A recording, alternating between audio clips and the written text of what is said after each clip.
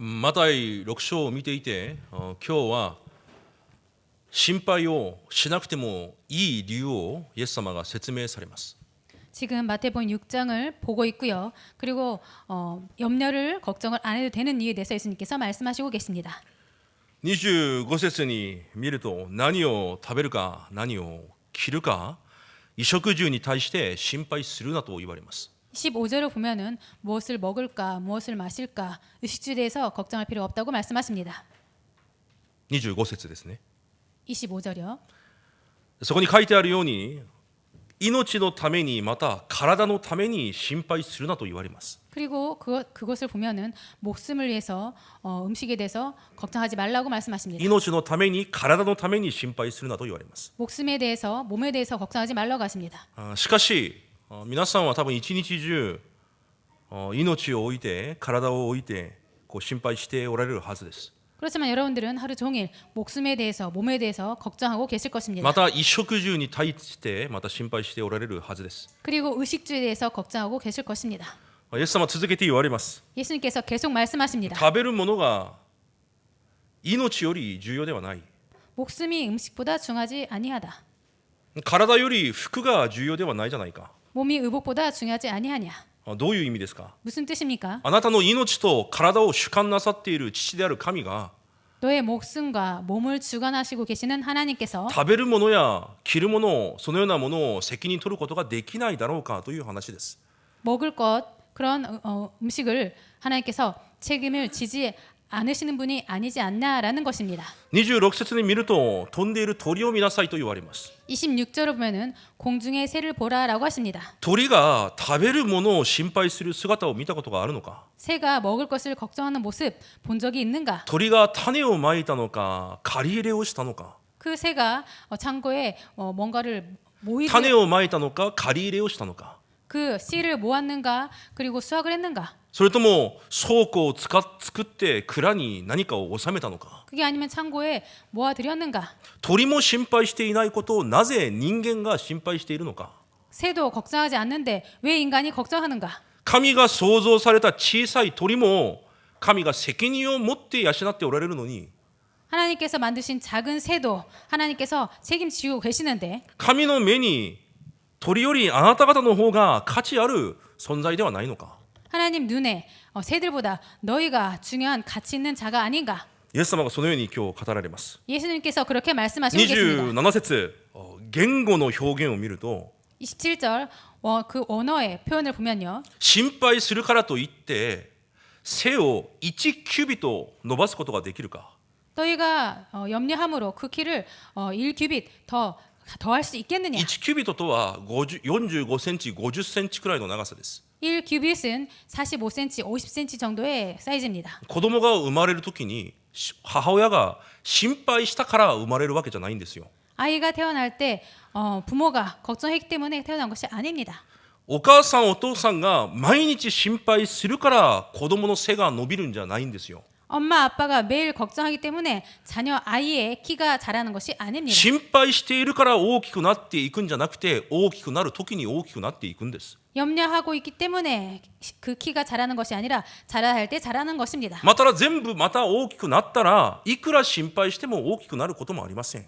그리고 다 자라나면 다 자란 뒤에는 걱정한다고 해서 또 그렇게 자라는 것이 아닙니다. それが神の御手にある人生です。 이것이 하나님 손에 있는 인생입니다. そのようなものが私たちの人生であるということです。 이런 것이 우리들의 인생이라는 心 것입니다. 配するからといって変わるものは何一つないです。 걱정한다고 해서 변할 것이 아무것도 없습니다. でも私たちは心配で人生を変えられると勘違いしています。 그런데 우리는 그 염려하는 것으로 인생을 바꿀 수 있다고 생각하는 だから 것입니다. 絶えず心配を続けながら生きているんです。 그렇기 때문에 계속 끊임없이 염려를 하면서 だから 살아갑니다. イエス様は今日言われるんですよ。 그래서 오늘 예수님께서 말씀하시는 心 것입니다. 配するからといって何が変わるんだ。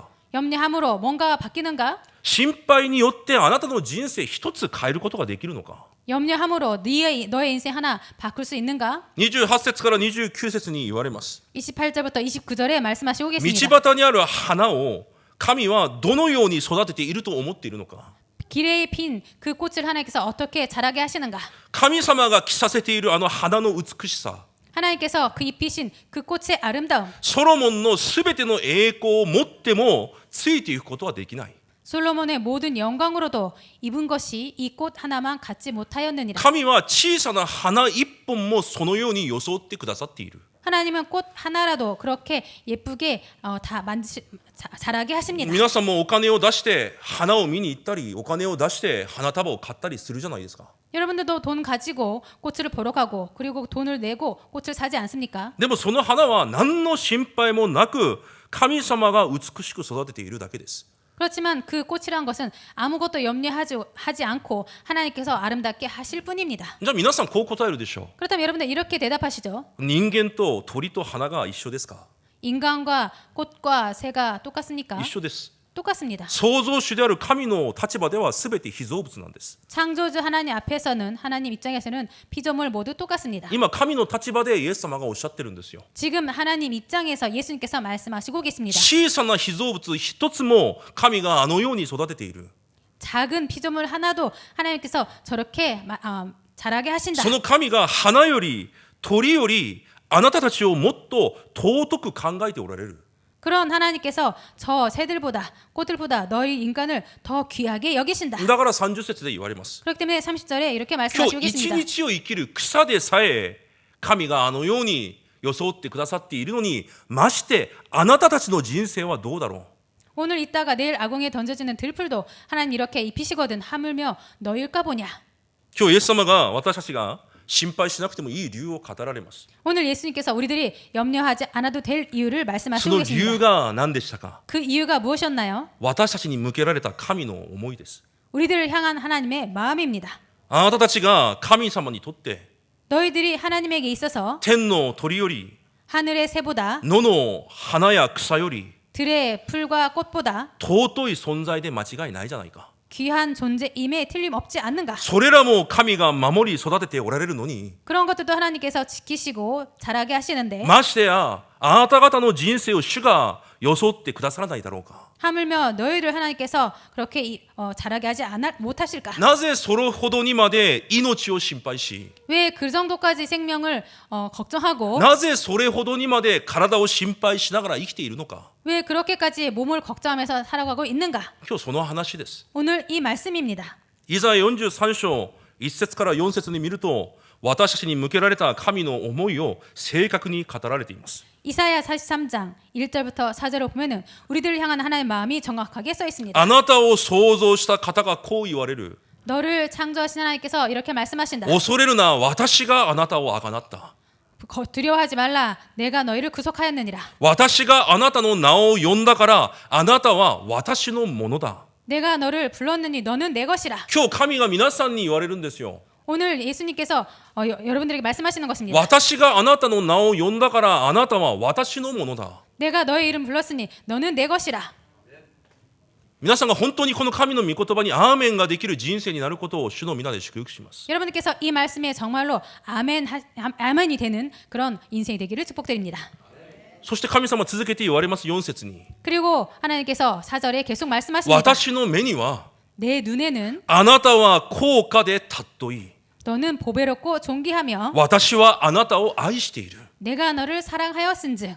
神、このような思いで神様は私たちの人生を見ておられるんです。 하나님은 이렇게 우리들 인생을 보고 계십니다. 創造主である神がこれほどにまで私を愛しておられるのに、 창조주 하나님께서 이 정도까지 우리들을 사랑하시고 계시는데 なぜその神の子供が父である神を信じることができず、 왜 그런 하나님의 자녀가 아버지인 하나님을 믿을 수가 い 없고 つも心配して、 항상 い 염려하며 つも思い煩って、 항상 걱정하고 いつも不安を持って、 항상 불안하고 いつももどかしさの中で生きているのか。 항상 답답한 가운데 살아가고 있는가. イエス様がその話されてるんですよ。 예수님께서 그 말씀을 하시고 계시는 것입니다.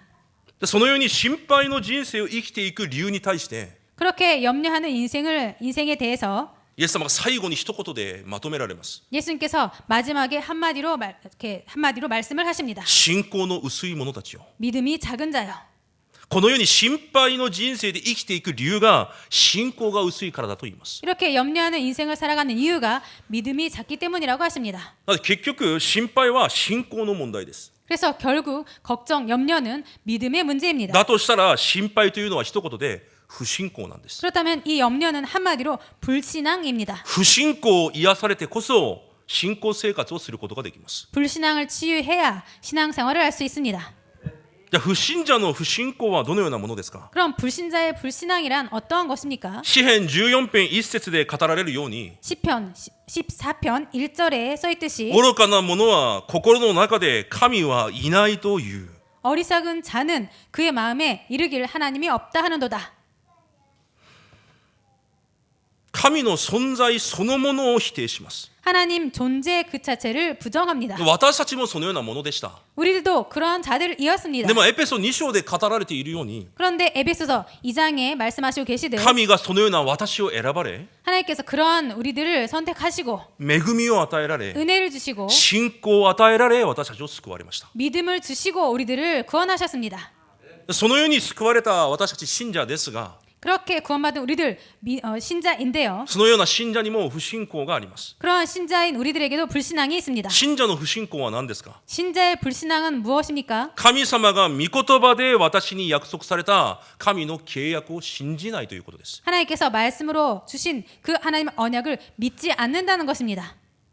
神は御言葉で私たちに約束をされました。 하나님은 말씀으로 우리들에게 약속을 하셨습니다. 私と共におられると約束されたんです。 우리들과 함께 계신다고 そして 약속하셨습니다. 私を導くと約束されました。 그리고 우리들을 인도하신다고 そして 약속하셨습니다. 皆さんの人生に直接働かれると約束されたんです。 그리고 여러분들의 인생에 직접 역사하신다고 약속하셨습니다. そのような人生がどのような人生であるのか、 그런 인생이 어떠한 인생인지 毎週皆さんに御言葉を与えられている神です。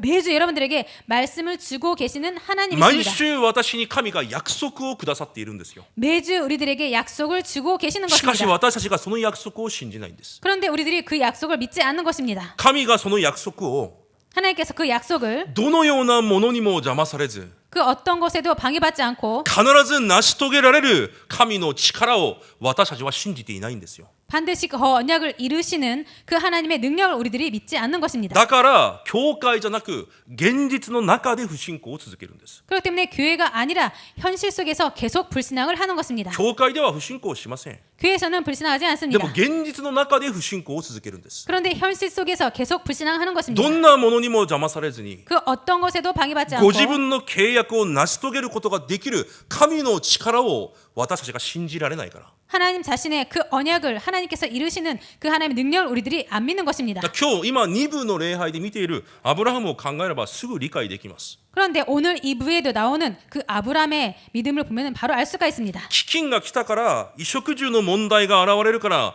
神の約束より問題が大きく見えるからエジプトに行きます。 기근이 왔기 때문에 하나님의 약속보다 그 어려움이 더 크게 보여서 애굽으로 내려갑니다. エジプトに行ってみると自分の妻を奪われるかもしれないから不安と心配をします。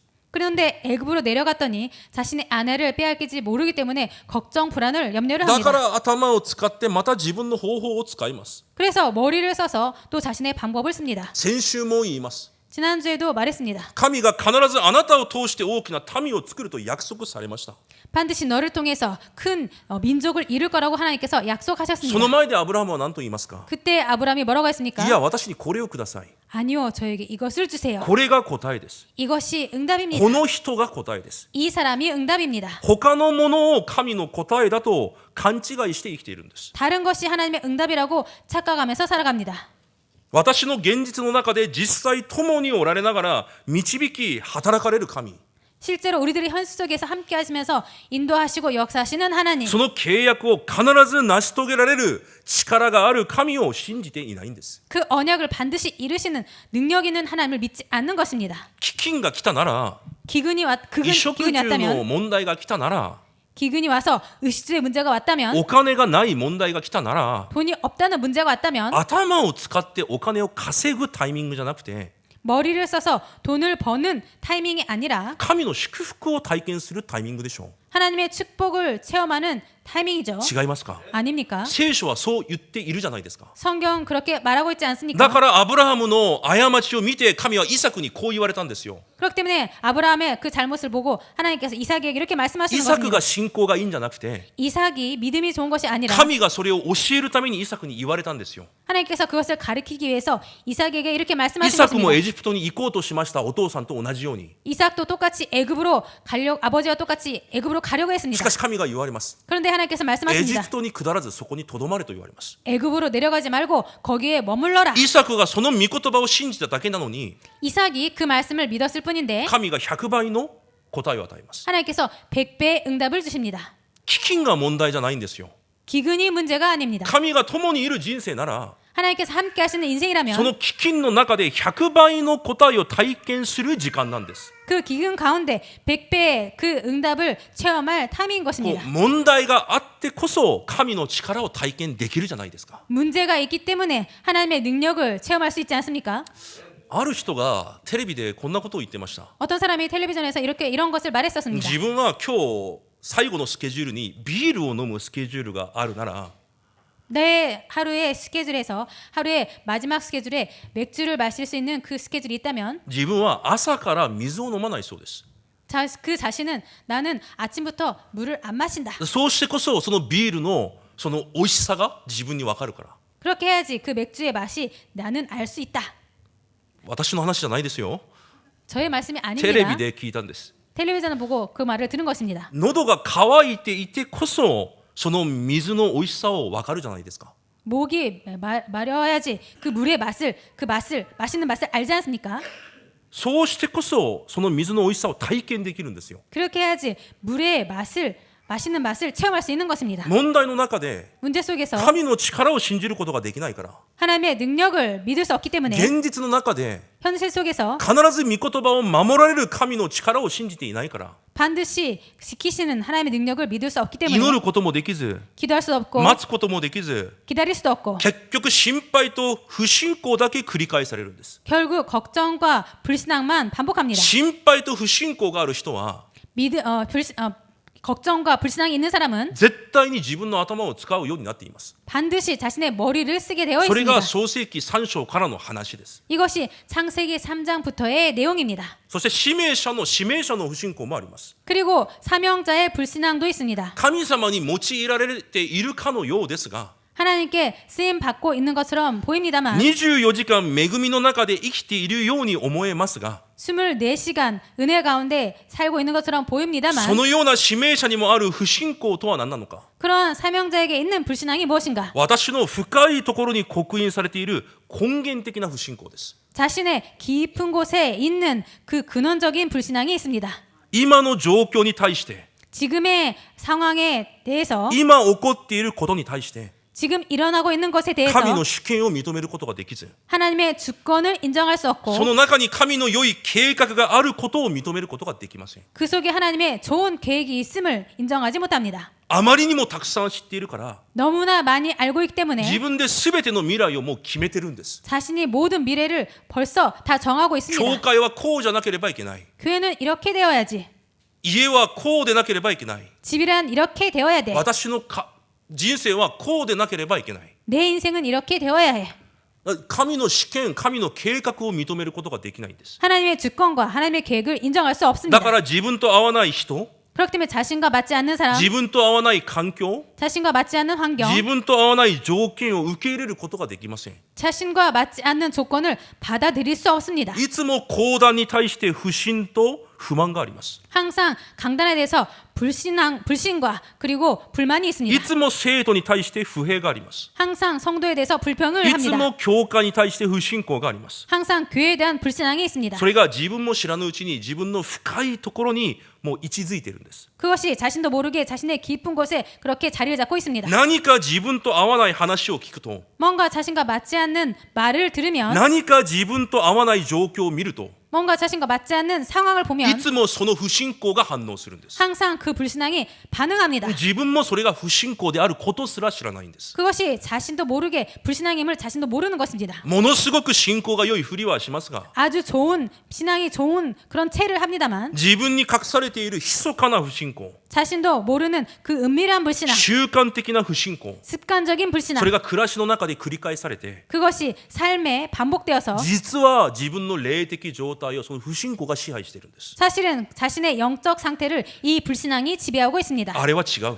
저것은 아니야. あれはこうならなきゃ。 저것은 이렇게 되어야지. これは間違ってる。 저것은 틀렸어. あれも間違ってる。 저것도 틀렸어. あの人は違う。 저 사람은 틀렸어. それを繰り返すだけなんです。 이것을 반복할 뿐입니다. だから私たちがこの不信仰、そして心配を癒すためには、 그렇기 때문에 이런 불신앙과 염려를 치유받기 위해서는 早く心配の根っこを取り除かなければいけないんです。 빨리 염려의 뿌리를 제거해야 心 되겠습니다. 配の根っこがあれば心配の実は自然に実るんです。 그 염려의 뿌리를 제거하면은 그 염려의 열매는 저절로 맺히지 않게 됩니다. だから早く根っこを取り除き、 그래서 빨리 염려의 뿌리를 제거해서 その根っこを取り除くことができる解決策を知ってそこに集中しなければいけません。 그 염려의 뿌리를 제거할 해결책을 찾아서 거기에 집중해야 되겠습니다. 私たちにある心配の根は神から離れた創世記3章の現在です。 우리들의 그 염려의 뿌리는 하나님을 떠난 것입니다.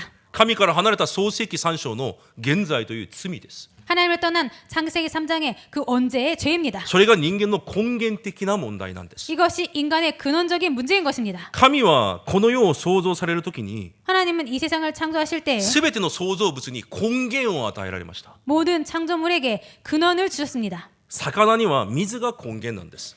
물고기에게는 물이 근원입니다. 植物には土が根源なんです。 식물에게는 흙이 근원입니다. そして人間は神が根源になるように創造されました。 그리고 인간에게는 하나님이 근원으로 그렇게 만드신 것입니다. 神が与えられる力と恵みを受けながら 하나님께 주시는 힘과 은혜를 받으면서 神と共に生きていくように作られたのが人間の創造の原理なんです。 하나님과 함께 살아가도록 만들어진 것이 인간의 근원입니다. しかし創世記3章の事件によって 그런데 창세기 3장의 사건을 통해서 サタンの惑わしを受け 사탄의 유혹을 받아서 神に罪を犯し 하나님께 죄를 짓고 その人間が根源である神から離れてしまったんです。 그 인간의 근원된 하나님을 떠나게 되어 있습니다. 神は確かに創世記2章17節で言われました。 하나님은 확실히 창세기 2장 17절에 神 말씀하셨습니다. との関係が崩れれば 하나님과의 관계가 무너지면 必ず死ぬと言われたんです。 반드시 죽으리라라고 だ 말씀하셨습니다. から全ての人間は死んだ状態で生まれます。 그렇기 때문에 모든 인간은 죽은 상태에서 태어납니다. いや先生、私生きてますが 아니요, 목사님 저 살아 있어요. 土で根っこが取られた花束は生きているように見えますが死んでるんですよ。 흙에서 뿌리가 뽑힌 그 꽃은 살아있는 것처럼 보이지만 죽은 것입니다. すでに死んでるんです。 이미 죽었습니다. いくら良い栄養を与えても 아무리 좋은 영양을 줘도 いくらきれいな水を与えても 아무리 깨끗한 물을 줘도 いくら強い日差し照らされても 아무리 강한 햇빛을 비추게 해도 命がないから枯れて死んでゆくだけなんです。 생명이 없기 때문에 말라서 죽어갈 人 뿐입니다. 間の人生も同じです。 인간의 인생도 だから 똑같습니다. ローマ3章23節で言われたんです。 그렇기 때문에 로마서 3장 23절에 말씀하신 すべての 것입니다. 人間が罪を犯したため 모든 사람이 죄를 범하였음에 神が与えられる栄光を受けることができなくなったと言います。 하나님께 주시는 영광을 받지 못하게 되어 있다고 써 だ 있습니다. からエレミヤ2章13節でも言われるんですよ。 그렇기 때문에 예레미야 2장 13절에도 말씀하시는 あな 것입니다. た方が 너희들이 命の泉の根源である私を捨てた。 생수의 근원되는 나를 버렸다. そしてあなた方が集めることができない命の泉を集めようとしている。 그리고 스스로 웅덩이를 판 것인데 그것은 그물을 가두지 못할 터진 웅덩이들이라. 命の水を自分で集めようとしているんです。 그 생명의 생수를 자신이 모으려갑니다. 集めることができないのに、 그것을 모을 수 없는데 だからあるないが問題じゃないんですよ。 그렇기 때문에 있다 없다가 중요한 것이 命 아닙니다. の根源から離れてるんです。 생명의 근원에서 떠난 だ 것입니다. から命の泉を人々は手にしようとするんです。 그렇기 때문에 그 생명의 근원을 사람들이 그것을 잡으려고 합니다. その時からです。 그때부터입니다. その時から人間は集めなきゃいけません。 그때부터 사람들은 모아야 됩니다. 積み上げなければいけないんですよ。 쌓아가야 되는 것입니다. 自分の考え通りにならなきゃいけないんです。 자신의 생각대로 되어야 합니다. すべてが自分の思いと合わなきゃいけないんです。 모든 것이 자신의 마음과 맞아야 됩니다. でないと 그렇게 되지 않으면 不安だから、 불안하기 때문에 不安なんですよ。 불안한 것입니다. 自分が命の根源から離れてるから 자신이 생명의 근원에서 떠나 있기 때문에 何かを自分が持っていないと 뭔가를 자신이 잡고 있어야 何かを自分が積み上げないと 뭔가 자신이人間 쌓아가야 が不安なんですよ。 그렇게 하지 않으면 인간이 불안한 것입니다. 根源から離れているから 근원에서 떠나 있기 때문에 心配の中で生きていくしかないんです。 염려 속에서 살아갈 수밖에 없습니다. 心配がないとしたら積み上げる理由がないじゃないですか。 염려가 없으면 쌓아갈 필요가 없지 않습니까? 不安がないのに何を積み上げて何を貯めようとするでしょうか。 불안이 없는데 무엇을 쌓고 무엇을 모으려고 합니까? だから創世記3章で神との関係が断ち切られた人間が一番最初にしたことが何ですか。 그래서 창세기 3장에 하나님과의 관계가 끊어진 인간이 가장 먼저 무엇을 하려고 했습니까? また創世記4章 창세기 4장 欲と不安で人を殺す殺人をします。 욕심과 불안 때문에 살인을 합니다. そして自分を守るためにエノクという城町を築き上げます。 그리고 자신을 지키기 위해서 에녹이라는 그 동네를 만들어갑니다. 創世記6章には自分が欲しいものをすべて自分のものとして自分の手に入れます。 그리고 창세기 6장을 보면 자신이 원하는 것을 모두 모아서 자신의 것으로 삼습니다. 創世記11章に見ると自分の心と合っている者たちが一つとなってバベル島を積み上げます。 그리고 창세기 11장을 보면은 자신의 마음과 맞는 사람들과 하나가 되어서 바벨탑을 쌓아갑니다. 私が私のものを手に入れ 내가 내 것을 잡아서 私の人生の安全を確保し 자신의 인생의 안전을 확보하여서 私が自ら自分を守らなければいけない状態になってしまったんです。 자신이 자신을 지키지 않으면 안 될 상태가 돼버린 것입니다. だから何でも自分の手に掴もうとします。 그렇기 때문에 뭐든지 자신의 손으로 잡으려고 합니다. 何でも積み上げてしまいます。 모든 것을 다 쌓아가려고 합니다. 自分の考え通りにならなきゃ不安です。 자신의 생각대로 안 되면 불안합니다. 神の計画通りになると神は約束しているのに 하나님의 계획대로 된다고 하나님은 약속하셨는데 違いますか。 아닙니까? 聖書では神の計画通りになると約束しているじゃないですか。 성경에서는 하나님의 계획대로 된다고 약속하지 でも 않았습니까? 私の考え通りにならなかったら不安になるんですよ。 그런데 자신의 생각대로 계획대로 안 되면 불안해지는 神 것입니다. は全てを満たすと約束されているじゃないですか。 하나님은 모든 것을 채우신다고 약속하지 않았습니까? でも私たちは何かを持っていなければ不安になるんですよ。 그런데 우리들은 뭔가 손에 잡고 있지 않으면 불안한 것입니다. 何かを積み上げていなければ 뭔가를 쌓아가지 않으면 積み上げているものが目に入ってこなければ 쌓아가고 있는 그것이 눈에 들어오지 않으면 なぜか不安になるんです。 왠지 불안해지는 その理 것입니다. 由が何なのか。 그 이유가 무엇인가? 不安の根っこがあるからなんですよ。 불안의 뿌리가 있는 것입니다.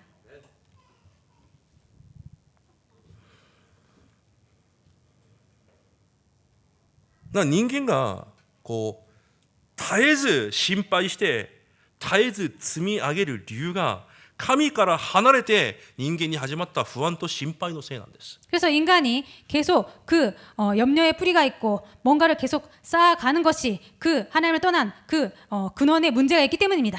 神を信じているとは言いますが 하나님을 믿고 있다고 말은 합니다만 神に向けた信仰が薄いから 하나님을 향한 믿음이 연약하기 때문에 目に見える何かを積み上げていなきゃいけないんです。 뭔가 눈에 보는 것을 쌓아가지 않으면 안 되는 것입니다. 目に何かが見えていなければ安心ができないんですよ。 눈에 보이는 뭔가가 없으면 안심할 수 없는 結 것입니다. 局崩れるものなのに 결국 무너질 것들인데 それが根深く私たちの中にある習性なんです。 그것이 뿌리 깊게 우리들 안에 있는 그런 습성이 되어 있습니다. 特に韓国人はこうどこあそこ何ブッフェとかに行くと 특별히 한국 사람들은 뷔페 식당에 가면요. 食べ物を皿いっぱいに積み上げて持ってきます。 먹을 그 요리를 그릇에 가득 쌓아옵니다. それをテーブルに置いてまた行きます。 그것을 테이블에 놓고는 또 가지러 ま 갑니다. た積み上げておきます。 그리고 또 쌓아서 옵니다. 何回も行けるのに 몇 번이나 갈 수 있는데 誰も行けないように邪魔をするわけでもないのに 누구도 못 가게 방해를 하고 있는 것도 아닌데 また全部食べきることもできないんですよ。 그리고 그것을 남김없이 다 먹을 수도 何 없습니다. か自分の目の前に持ってきてこそ安心になる習性なんです。 뭔가 자신의 눈에 뭔가를 가지고 오는 그런 습성을 갖고 だから 있습니다. ブッフェとか行くと食べ物あるテーブル全部韓国人です。 그래서 残っている食べ物 뷔페 식당에 가면은 그 음식이 남은 자리를 보면은 다 한국 사람입니다. 不安 불안, 心配 걱정 その根源的な根っこから出てくる状態なんです。 그 근원적인 뿌리에서 나오는 상태인 것입니다. 結局それがこの世に対する執着につながり 그래서 그런 것들이 결국 이 세상을 향한 집착으로 その 연결되어서 執着が中毒となって 그 집착이 중독이 돼서 欲と怒りが不和と殺人につながり 그 욕심과 분노가 불화와 살인으로 연결되고 そこから来るストレスが肉体の精神的な病につながっていくだけなんです。 거기에서 나온 스트레스가 육신과 정신의 질병으로 연결될 뿐입니다. 現れた問題が重要なんじゃなくて 나타난 문제가 중요한 것이 心 아니라 配したくないのに心配しているそれが問題なんじゃなくて 걱정 안 해도 되는 걱정이 그것이 문제가 아니라 心配が出てくるしかない根っこがあるんですよ。 걱정이 되어질 수밖에 없는 뿌리가 있는 것입니다. 心配という実が実るしかない根っこがあるんですよ。 그 염려에 그 열매가 맺어질 수밖에 없는 뿌리가 있는 것입니다. だから神が一つの答えを与えられました。 그렇기 때문에 하나님께서 하나의 답을 주셨습니다. その根源を癒すために 그 근원을 치유하기 위해서 人間の根源的な問題を解決するため 인간의 근원적인 문제를 해결하시기 この 위해서 地にキリストであるイエスを送られたわけです。 이 땅에 그리스도 대신 예수님을 보내신 것입니다. ヨハネ14章6節で言われます。 요한복음 14장 6절에 私 말씀하십니다. が道であり命であり真理であると 내가 곧 길이요 진리요 생명이라고. 創造の原理である神に戻ることができる道 창조의 원리 대신 근원 대신 하나님께 돌아올 수 있는 길 되시고 根源の問題を解決することができる唯一の真理 근원적인 문제 해결 대신 유일한 진리 人間の根源的な命となられるそのイエス・キリスト 인간의 근원 대신 근원의 생명 대신 예수 그리스도 神が送られた答え解決策は一つイエス・キリストだけなんです。 하나님께서 우리들에게 주신 해결책 유일한 해결책은 예수 그리스도밖에 없습니다. 目に現れた問題が重要なんじゃないんです。 눈에 나타난 문제가 중요한 것이 現 아닙니다. れるしかない根源的な問題があるんですよ。 나타날 수밖에 없는 근원적인 문제가 있는 その 것입니다. 根源的な問題を癒すことができる唯一の解決策がイエス・キリストなんです。 그 근원적인 문제를 해결할 수 있는 유일한 그 해결책이 예수 그리스도 되십니다. 人間は霊的存在であるため 그래서 인간은 영적 존재이기 때문에 人間の人生を決定するのも肉じゃなくて霊なんですよ。 인간의 인생의 결정적인 문제를 해결하는 것도 육이 아니라 영인 人 것입니다. 生を決めるのが肉じゃなくて霊なんですよ。 인생을 정하는 것이 육이 아니라 영인 것입니다. 私の未来を決めるのが私が積み上げているものじゃなくて 내 인생의 미래를 정하는 것이 내가 쌓아가는 것이 아니라 私の未来を決めるのが神の聖霊なんですよ。 내 인생의 미래를 정하는 것이 하나님 대신 성령님인 聖 것입니다. 霊に満たされると証人の人生になるんです。 성령 충만함을 받으면 증인이 됩니다. この世のものを積み上げるから証人になるんじゃないんですよ。 이 세상의 것을 쌓아가기 때문에 증인이 되는 것이 아닙니다. イエス・キリストを救い主として信じた私たちはその根源的な問題が解決されました。 그래서 예수 그리스도를 구원자로 영접한 우리들은 그 근원적인 문제가 해결받았습니다. ヨハネ15章1節から8節にイエス様が言われます。 요한복음 15장 1절부터 8절에 예수님께서 私 말씀하십니다. はブドウの木でありあなた方は枝だ。 나는 포도나무이고 너희들은 가지니라. 枝はブドウの木にくっついていればそれで十分だ。 가지는 그 포도나무에 붙어 있으면 그것으로 충분하다. あなた方が私の中に 너희가 내 안에 私があなた方の中にとどまれば 내가 그 안에 거하면 あなた方の人生は実が実ると約束されているんです。 너희 인생은 열매를 맺게 되어 있다라고 하십니다. だから私たちの人生の根源的な問題は解決されているんです。 그래서 우리들의 인생의 근원적인 문제는 해결받았습니다. 主が私の中に来ておられるから。 주님께서 우리 안에 와 계시기 때문에 ヨハネ14章20節 요한복음 14장 20절 私が父の中に 내가 아버지 안에 あなた方が私の中に 너희가 내 안에 私があなた方の中に 내가 너희 안에 この祝福を私たちに回復されたんです。 이 축복을 우리들에게 회복하신 것입니다. すべての問題解決されたんですよ。 모든 문제 해결받은 것입니다. イエスが主が神の中に 주님께서 하나님 안에 私たちがイエスの中に 우리들이 예수님 안에 イエスが私の中に 예수님께서 내 すべて 안에 の問題が解決された人生なんですよ。 모든 문제가 해결받은 인생인 것입니다. だから心配する理由は本当はないんです。 그렇기 때문에 걱정할 이유는 사실 없는 でも 것입니다. なんで心配が出てくるのか 그런데 왜 걱정이 나오는가? 今日その話なんですよ。 오늘 그 말씀인 것입니다. 根っこを下ろしてるんです。 뿌리를 내리고 있는 것입니다.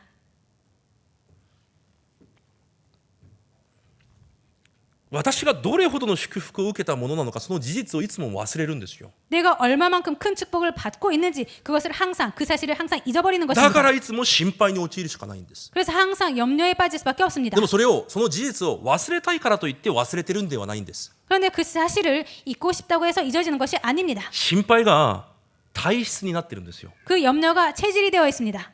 皆さんに心配が習慣になってるんですよ。 여러분들에게 그 염려라는 것이 습관이 되어 だ 있습니다. からその体質を変えなきゃいけないんです。 그렇기 때문에 그 체질을 바꿔야 됩니다. 今日一つだけ握ってください。 오늘 한 가지만 붙잡으시기를 私 원합니다. が心配の体質になってるんだ。 내가 염려 체질이 되어 있구나. 不信仰の体質になってるんです。 불신앙 체질이 되어 있는 何かを 것입니다. 考えるときに 뭔가를 생각할 때 否定的に考える体質になってるんですよ。 부정적으로 생각하는 체질이 되어 있습니다. 否定的な考えが心配なんです。 부정적인 체질이 걱정이 염려인 것입니다. 肯定的な考えが信仰なんですよ。 긍정적인 생각이 믿음인 で 것입니다. も私の体質が 그런데 나의 체질이 信仰で考えるんじゃなくて 믿음으로 생각하는 것이 心 아니라 配で考える体質になってるんです。 염려로 생각하는 체질이 되어 そこ 있습니다. に根を下ろしているから。 거기에 뿌리를 내리고 있기 때문에 早くそれを癒さなければいけないんです。 그래서 빨리 이것을 치유받아야 됩니다. 心配というものっていうのは 염려라는 것은 こう過ぎ去ったことに対してのことではないじゃないですか。 지난 것에 대한 염려가 아니지 않습니까? 未来のことに対して 미래에 대해서 これから来ることも来ることがある何かに対して心配するんです。 앞으로 올 것에 대한 뭔가에 대한 걱정을 하고 있는 だから 것입니다. 心配というのは実はまだ来てもないことに対して考えてるんです。 그렇기 때문에 염려라는 것은 아직 오지도 않은 것에 대해서 염려를 하는 것입니다. 何の根拠もないのにです。 그 어떤 근거도 없는데 重要なの 말입니다. は何の根拠もないんですよ。 중요한 것은 그 어떤 근거도 없습니다. そうなるという根拠が何一つないんです 그렇게 된다는 근거가 아무것도 없습니다. ただ自分の想像なんですよ。 그냥 자신의 상상인 な 것입니다. ぜ 왜입니까? 体質がそうなってるんです。 체질이 그렇게 되어 있습니다. 悪く考える、 나쁘게 不 생각하는, 信仰で考える、 불신앙으로 생각하는, 心配思い煩いで考える、 걱정, 염려로 생각하는 体質がそうなってるんですよ。 체질이 그렇게 되어 있습니다. 一人で想像してるんです。 혼자 상상하고 있는 だから心 것입니다. 配は精神病です。 그래서 걱정, 염려는 정신병입니다. 起きてもいないことを一人で否定的に考える精神病なんですよ。 아직 일어나지도 않은 것을 혼자 그렇게 부정적으로 생각하는 그런 정신병인 것입니다. 肯定的に御言葉が成就されるだろう、信仰的に考えられずに 긍정적으로 말씀이 그렇게 성취될 것이다라는 그렇게 긍정적으로 생각하는 믿음이 아닙니다. 信仰、肯定的ではなくて否定的に未来を考えている病なんですよ。 긍정적인 것이 아니라 부정적으로 그렇게 미래를 걱정하는 그런 병인 것입니다. だからその病がすでに体質になってるんです。 그래서 그 병이 이미 체질이 되어 も 있습니다. うその病があることすら知らないんです。 그 병이 있는 것조차도 모르는 것입니다. 見ることも 보는 것도 食べるものも 먹을 것도 起きることも 일어나는 것도 全ての結果を否定的に考えます。 모든 결과를 부정적으로 見 생각합니다. ること、 보는 것, 食べること、 먹을 것, 起きること、 일어날 것 全てを否定的に考えるんです。 모든 것을 부정적으로 생각합니다. なぜですか？ 왜입니까? 今まで私たちの人生に 지금까지 자신의 인생에 未来がうまくいくだろうという根拠が何一つなかったんです。 미래가 잘 될 거라는 그 근거가 아무것도 없었습니다. 何一つなかったんですよ。 아무것도 없었습니다. 神から離れていた人生だから、 하나님을 떠났던 인생이었기 때문에 命から離れていた人生だから、 생명에서 떠난 인생이었기 未 때문에 来に対する根拠が何一つなかったんです。 미래에 대한 근거가 아무것도 없었습니다. 不安しかなかったんですよ。 불안밖에 없었습니다. 恐れしかなかったんです。 염려밖에 없었습니다. だとしたら、 그렇다면 私たちの未来に対する確実な根拠を持てばいいんですよ。 우리의 미래에 대한 확실한 근거를 가지면 됩니다. 今皆さんの心配という根っこを抜き取る方法を教えてるんですよ。 지금 여러분들 갖고 계시는 그 염려의 뿌리를 뽑아내는 말씀을 드리고 있습니다. なぜ心配の体質になったのか。 왜 염려의 체질이 되었는가? 未来に対する根拠が何一つなかったんです。 미래에 대한 근거가 하나도 だ 없었습니다. からいつも想像するんです。 그래서 항상 상상하는 것입니다. もう死んでる状態だから 이미 죽은 상태이기 霊 때문에 的に分かってるんですよ。 영적으로 알고 있습니다. 絶対うまくいかないことを。 절대로 잘 안 된다고. だからいつも否定的に考えるんです。 그래서 항상 부정적으로 생각합니다. しかしそのような自分に、 그런데 그러한 자신에게, そのような皆さんに 그런 여러분들에게 未来に対する根拠が与えられたとしましょう。 미래에 대한 근거가 주어졌다고 합시다. 確実な根拠が与えられたとしましょう。 확실한 근거가 주어졌다고 そう 합시다. すれば絶対未来を置いて心配しません。 그럴 때 여러분들 절대로 미래에 대해서 염려 안 합니다. その根拠が神の御言葉なんです。 그 근거가 하나님의 말씀입니다. その根拠が信仰なんですよ。 그 근거가 믿음입니다. だから心配は深刻な霊的病です。 그렇기 때문에 이 염려라는 것은 심각한 영적인 병입니다. 霊的がんなんですよ。 영적인 암인 것입니다.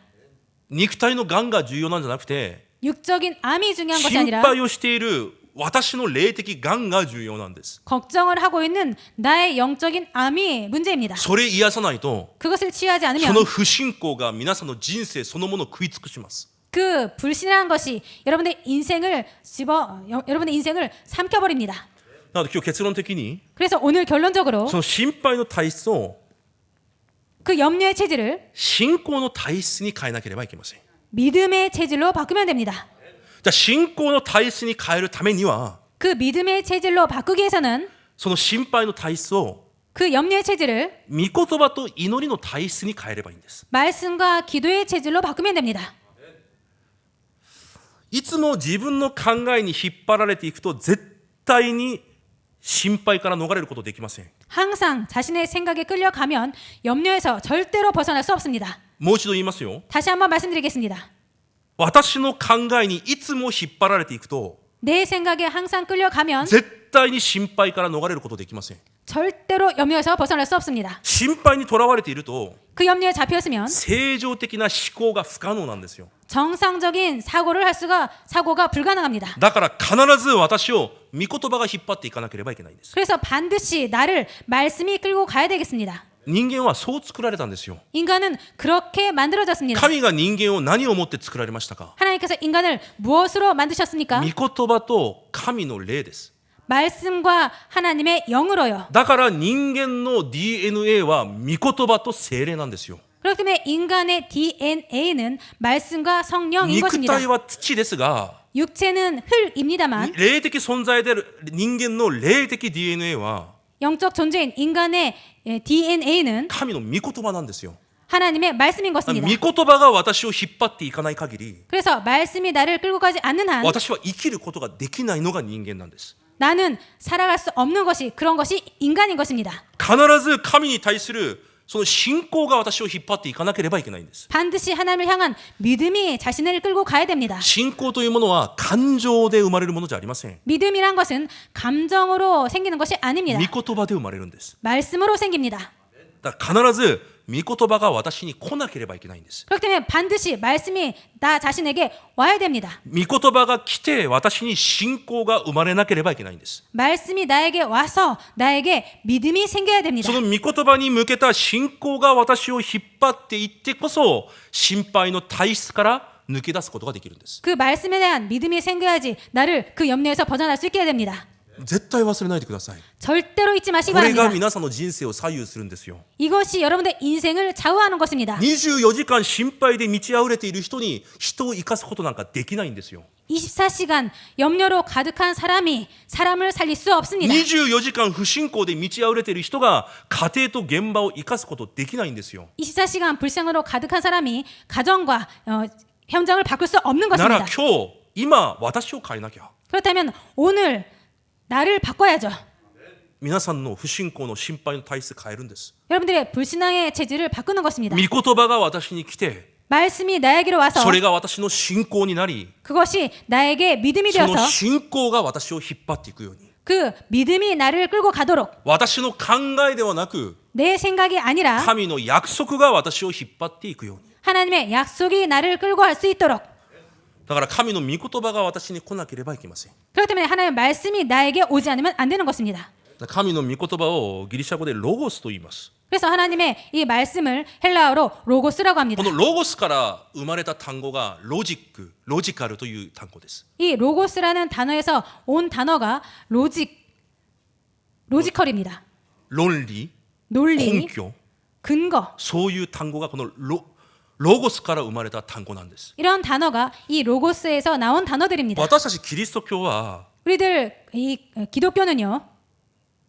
こう迷信的な存在もしない何か信仰を持った宗教じゃないんですよ。 뭔가 미신적인 존재도 하지 않는 그런 것을 믿는 그런 기독교가 아닙니다. とても論理的であってとても根拠がある神の御言葉を信じる信仰で生きていくのがクリスチャンなんです。 아주 논리적이고 근거가 있는 하나님의 말씀을 믿고 가는 그런 신앙인 것입니다. 神の御言葉が 하나님의 말씀이 皆さんの人生の根拠にならなきゃいけないんですよ。 여러분의 인생의 근거가 되어야 되는 皆さんの 것입니다. 経験、 여러분들의 경험, 皆さんの学び、 여러분들의 배움, 皆さんの体験、 여러분들의 체험, 人から聞いたことを 사람들에게 들은 것, それが皆さんの未来の根拠になるんじゃなくて 그런 것들이 여러분들의 미래의 근거가 되는 것이 아니라 神の御言葉が皆さんの未来の根拠にならなければいけないんですよ。 하나님의 말씀이 여러분들의 미래의 근거가 되어야 됩니다. その神の御言葉が私のものになったことをレマと言うんです。 그 하나님의 말씀이 내 것이 되었다라는 것이 레마라는 것입니다. 神の御言葉はロゴス。 하나님의 말씀은 로고스. その御言葉が私のものになったことをレマと言うんです。 그 하나님의 말씀이 내 것이 되었다는 것이 레마라는 だからル 것입니다. カ5章5節でペテロがこう言うじゃないですか。 그래서 누가복음 5장 5절에 베드로가 이렇게 말하지 않습니까? 自分の考えでは魚絶対釣れないんですよ。 자신의 생각으로는 절대로 물고기를 잡을 수 없습니다. 絶対釣ることできないんですよ。 절대로 잡을 수가 없습니다. でペテロはこう言います。 그런데 베드로가 이렇게 말합니다. 御言葉に頼って私がこの網を下ろします。 말씀에 의지하여 내가 그물을 その 내리리라. 時に使われた御言葉という単語がレマと書いてあるんですよ。 그때 사용된 이 말씀이라는 단어가 레마라고 되어 있습니다. 神の御言葉が 하나님의 말씀이 実際私の根拠となり 실제로 나의 근거가 되어서 私を動かし私を引っ張っていく私の御言葉になること。 나를 끌고 가고 나를 움직일 수 있는 나의 말씀이 되는 것. 皆さんにそうならなきゃいけないんです。 여러분들이 그렇게 되어야 되겠습니다. 神の御言葉が私の言葉となり 하나님의 말씀이 나의 말이 되어서 神の御言葉が私の考えとなり 하나님의 말씀이 나의 생각이 되어서 神の御言葉が私の未来の根拠となり 하나님의 말씀이 나의 미래의 근거가 되어서 私のすべてを御言葉が引っ張っていかなければいけないんです。 나의 모든 것을 말씀이 끌고 가야 되는 것입니다. 神様生きているから 하나님은 살아 계시기 때문에 死んでいるなら世の話、本の話、人々の話聞いて生きていかなければいけません。 죽어 계시는 분이라면 세상 사람들의 말, 세상의 그런 지식 그런 것을 듣고 살아야 됩니다. 世の方法で生きていかなければいけません。 세상의 방법대로 살아야 됩니다. でも神様は生きておられます。 그런데 하나님은 살아계십니다. 私と共におられます。 나와 함께 하십니다. 今御言葉を毎週毎日私に与えられています。 지금 그 말씀 하나님께서 매주 매일처럼 주시고 계십니다. その御言葉が私の暮らしの根拠になるとき、 그 말씀이 내 삶의 근거가 될 때 私が不信仰の体質から逃れるようになるんです。 내가 불신앙의 체질에서 벗어날 수 있게 됩니다. だから御言葉を聞くことが重要なんです。 그렇기 때문에 말씀을 듣는 것이 중요합니다. その御言葉によって私に信仰が生まれるから。 그 말씀으로 나에게 믿음이 생기기 때문에 ローマ10章17節に書いてあるように、 로마서 10장 17절에 써있듯이요. 信仰はキリストの御言葉を聞くことによって始まるから。 들음은 그리스도의 말씀으로 말미암았느니라. それが信仰生活なんです。 이것이 믿음 신앙생활입니다. 信仰が私を引っ張っていくのが信仰生活なんですよ。 믿음이 나를 끌고 가는 것, 신앙이 나를 끌고 가는 것이 신앙생활인 것입니다. 私が何かをしなきゃいけない、積み上げなければいけないと思うのが宗教生活なんです。 내가 뭔가를 해가야지, 내가 뭔가를 쌓아가야지, 그것이 종교생활입니다.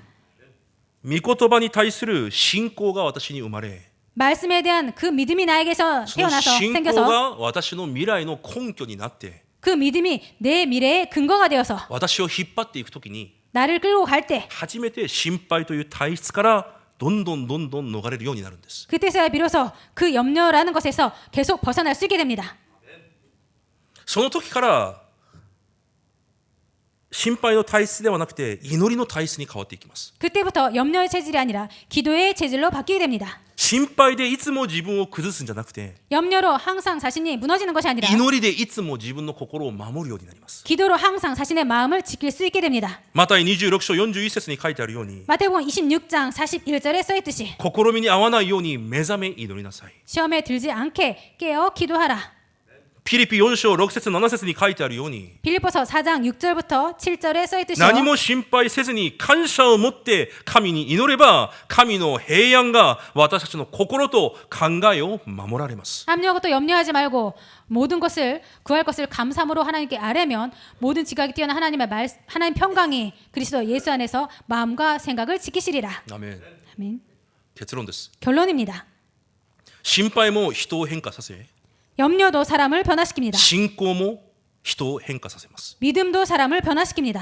人はどんどん時間が過ぎれば 사람은 계속 시간이 지나면 考えも 생각도, 肉体も 육체도, 暮らしも 삶도 どんどん変化していきます。 계속 바뀌어집니다. 変わらない人はいません。 바뀌지 않는 사람은 없습니다. 悪く変わろうが良く変わろうが必ず変化していきます。 나쁘게 바뀌든 좋게 바뀌든 사람은 반드시 변화하게 되어 있습니다. じゃあ皆さんは心配が皆さんの人生を変えることを願っていますか？それとも神の御言葉が信仰が皆さんを変えることを願われますか？ 여러분들은 염려가 여러분들을 바꾸기를 원하십니까? 그것이 아니면 하나님의 말씀이 그 믿음이 여러분들을 바꾸시기를 원하십니까? なら今日から集中するんです。 그렇다면 오늘부터 집중하는 考 것입니다. えに引っ張られるんじゃなくて 생각에 끌려가는 것이 御言 아니라 葉が根拠となり 말씀이 근거가 되어서 御言葉の信仰が私を引っ張っていくことができるように 말씀에 그 믿음이 나를 끌고 갈 수 있도록 聖書一箇所だけ読んで終わりにします。 성경 한 구절 읽고 마치도록 하겠습니다. 第二コリント5章です。 고린도후서 5장입니다.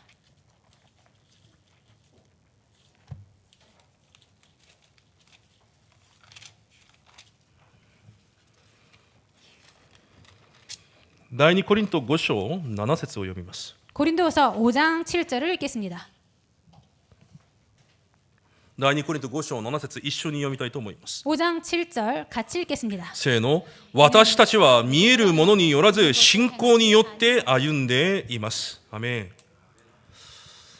見えるものによって歩むんではなくて、 보는 것으로 행하는 것이 아니라 見えるものによって生きていくんじゃなくて、 보이는 것으로 살아가는 것이 見え 아니라 るものによって考えるんじゃなくて、 보이는 것으로 생각하는 것이 아니라 目に見えない信仰によって歩んでいく皆さんになることを主の皆で祝福します。 눈에 보이지 않는 믿음으로 여러분들에게 행하시고 살아가시기를 주님으로 축복드립니다. お祈りします。 기도하겠습니다.